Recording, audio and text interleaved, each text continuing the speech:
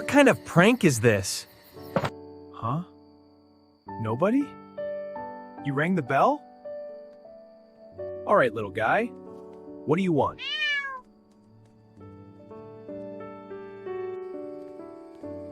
All right, I'll follow you.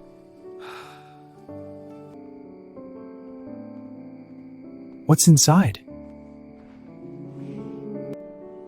Oh, you were asking for help.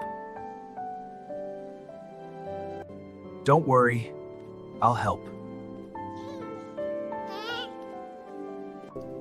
You did a good job bringing me here. You rang the doorbell because you trusted me, and from that night on, the house was never quiet again. Follow for more amazing cat stories.